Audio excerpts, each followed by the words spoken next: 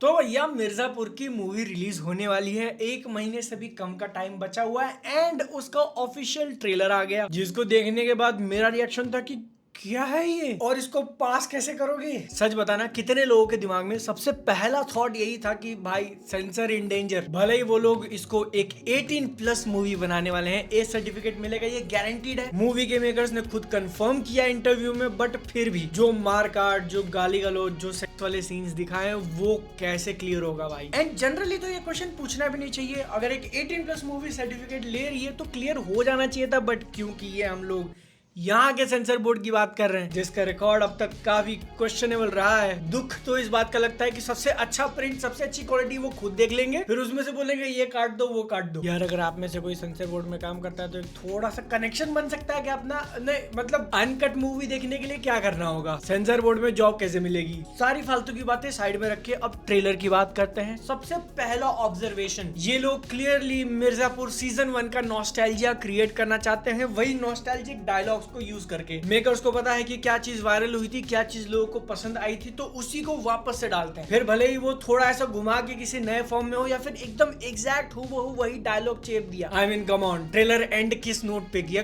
भाई, क्या है ये इंपॉर्टेंट नहीं है, हमारा लड़का है इंपॉर्टेंट है। और अब जब मालिक इतना हो ही गया तो एक वो डायलॉग भी हो जाए कि जिंदगी ऐसी हो वरना जिंदा तो मुझे बिना सब्सक्राइब किए देखने वाले लोग भी हैं। और जब से इस मूवी को अनाउंस किया ना, तब से मेरा दिमाग सॉल्व करने की कोशिश कर रहा है कि ये पिक्चर कहाँ पे फिट होती है, कौन से टाइमलाइन का पार्ट है। पिछला जो टीजर देखा था तब एकदम क्लैरिटी मिल गई थी कि एपिसोड 1 और एपिसोड 7 में जब कंपाउंडर मरता है इसके बीच की कहानी होगी। ये ट्रेलर देखने के बाद आई डोंट केयर, मुझे रियलाइज हो गया ना कि इतना सोचने की जरूरत नहीं है। क्या पता मेकर्स इस चीज को एड्रेस भी ना करें, या करना भी है तो एक लाइन में बोल के निकाल दें, क्योंकि उनका एम सिर्फ और सिर्फ इतना ही दिख रहा है कि सीजन 1 के मैजिक को रिक्रिएट करते हैं। जो भी अपने popular, important, not so important characters हैं सबको लेके आते हैं, और मैं इसी एंगल से पिक्चर को देखने जाऊंगा। अगर ये मजा दिला देती है, जो कि लग रहा है दिला देगी, मिर्जापुर का सीजन 1 जो हम सब ने कहीं ना कहीं कोने में अकेले बैठ के देखा था, सही है, वो अब एक पैक थिएटर में सबके साथ देखेंगे। मेरी रूह कांप जाती है ये सोच के कि गलती से कोई फैमिली वाला आ जाएगा पिक्चर देखने के लिए, ये गारंटीड है। एक से बढ़कर एक नमूने देखे मैंने, कोई एक अपनी फैमिली को लेके आएगा और पिक्चर में वो सीन चलेगा 97, 98, 99, 400। ओ भाई, कौन सी सीलिंग, कौन सा फर्श, कौन सा बाथरूम चलने वाले हो। लेकिन यहाँ पर सबसे आयरॉनिक बात क्या है पता है, मिर्जापुर मूवी के मेकर्स तो चाहेंगे कि इस पिक्चर से नए नए मीम्स बने, जो पुराने मीम्स थे लोग उनको वापस से रिलीव करें। लेकिन पिछले साल अगस्त में जब वो इसकी शूटिंग चालू कर रहे थे तब उनको अंदाजा भी नहीं था कि सबसे बड़ी मीम तो उन्होंने अपनी कास्टिंग में ले ली है, और पिक्चर को रिलीज भी ऐसे टाइम कर रहे हैं जब इस मूवी से बढ़कर मीम वो इकलौते एक्टर बन चुके हैं। If you know what I am talking about, देखे हैं ना उनके डांस मूव्स। रवि किशन जो इस मूवी के अंदर बब्बन बउआ का रोल प्ले करने वाले हैं, एंड उनकी कॉमिक टाइमिंग काफी अच्छी है भाई। इसी ट्रेलर में जो एक डायलॉग था ना कि क्या सुर पकड़ा था यार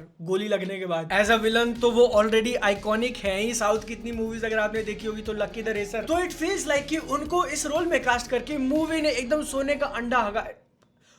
का अंडा दिया है। बाकी सारे कैरेक्टर्स का रिटर्न तो देखने के लिए मैं एक्साइटेड हुई, बट वो इस केमिस्ट्री के अंदर कैसे फिट बैठते हैं और अपना एक अलग इमेज क्रिएट करते हैं। 3 मिनट 1 सेकंड का ट्रेलर जो कि आजकल के हिसाब से काफी छोटा फील हो रहा है, that's what she didn't say. लेकिन उसकी शुरुआत के 20 सेकंड थोड़े स्लो थे। एक आइकॉनिक डायलॉग वही कालीन भैया ने बोला हुआ है, एंड फिर जैसे आदमी का हाथ कटते हुए दिखाया, गाली वाला म्यूजिक चालू होता है, कालीन भैया king of Mirzapur. Aggressive mode में ट्रेलर आ जाता है, कालीन भैया वो अंडकोश वाला डायलॉग बोलते हैं। आई थिंक ये तो पास हो जाना चाहिए। मतलब तुम समझ रहे हो, इंसान का लहजा, बोलने का तरीका ऐसा है ना कि बोला उसने गाली है, मतलब अच्छी चीज नहीं बोली लेकिन सुनने में कितना अच्छा लग रहा है अंडकोश। लेकिन उनके बाद जब 43 सेकंड पे मुन्ना भैया द प्रिंस का टाइटल कार्ड आता है, और उसके बाद दिख जाता है कि पिक्चर के मेकर्स का बायस किस तरफ है। स्पेशल ट्रीटमेंट दिए भाई, प्रिंस प्रिंस प्रिंस। ए वो सुनने में काफी अच्छा लगा, बी वो मुन्ना भैया के कैरेक्टर पे काफी फिट बैठता है, और तीसरा तुमको भी याद आई ना उसकी, सच बताना, प्रिंस प्रिंस प्रिंस। इंटरेस्टिंगली वो जो पॉलिटिशियन है डॉगी स्टाइल वाला, वो डायलॉग बोलता है कि उस दिन होली पार्टी में जो तुम बदतमीजी किए थे, जो कि एपिसोड 6 में हो रहा है, एंड अगले ही एपिसोड नंबर 7 में कंपाउंडर मर जाएगा, लेकिन कंपाउंडर इस पिक्चर में जिंदा है। तो ये लोग कर क्या रहे हैं, क्या कंपाउंडर फिर से मरने वाला है या अपनी अलग ही कहानी बताने वाले हैं? क्योंकि मुन्ना भैया के बाद अगला नंबर आता है गुड्डू और बबलू पंडित का, जो इंजेक्शन मारा भाई, मैंने नहीं एक्सपेक्ट किया था कि मेरे को बम भी देखने मिल जाएगा। अली फजल का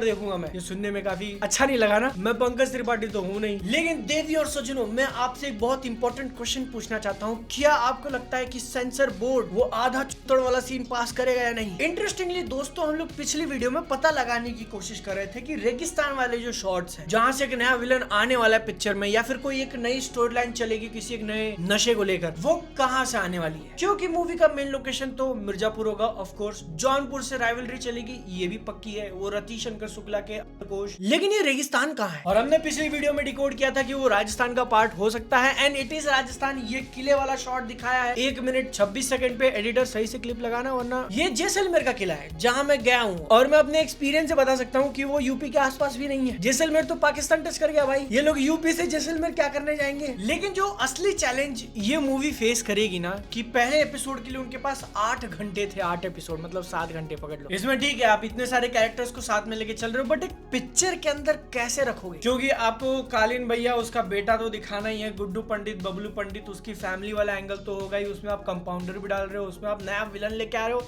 फिर उसमें बीना त्रिपाठी जो बीवी हैं और जो उनके बाबूजी हैं, क्या मतलब आई वाज थिंकिंग कि वो लोग थोड़े साइडलाइन हो जाएंगे, बस एक आधा शॉट दिखा दिया ताकि नॉस्टैल्जिया आ जाए कि हाँ यही वो बहू थी, यही वो ससुर था। लेकिन नहीं, ट्रेलर के अंदर फिर से उनकी आवाज दिख गई, बीना जी के सीन्स फिर से रख दिए। ये क्या कहीं जाएंगे पिक्चर, उसका रेजोल्यूशन निकलेगा? I don't know, I don't think so. क्योंकि एडिटर मैं फिर से रिक्वेस्ट करूंगा, उनके सीन दिखाना मत, यूट्यूब अपनी मार देगा। लेकिन मैंने ध्यान से देखा है दोस्तों, वो जो कर रही है कालीन भैया के साथ तो नहीं कर रही है, क्योंकि सामने वाले के बाल काफी लंबे हैं, और ना ही वो मुन्ना भैया लग रहा है, ये तो बहुत डायबोलिकल हो जाता। बाबूजी तो बिल्कुल नहीं है क्योंकि बाल काले हैं, तो फिर वही घर का नौकर, ये साला मकबूल मालकिन में डुबकी तो नहीं लगा रहा। लेकिन जहां तक मूवी की क्वालिटी की बात जा रही है, तो सीरीज से डेफिनेटली वो एक स्टेप अप लग रहा है। अब ज्यादा पैसा उन्होंने खर्चा किया, एक सिनेमा बनाना है, थिएटर में लोगों को दिखाना है, एक्शन वगैरह 2-3 स्टेप ऊपर जाने वाला है, ऐसी फीलिंग आ रही है एकदम क्लियरली।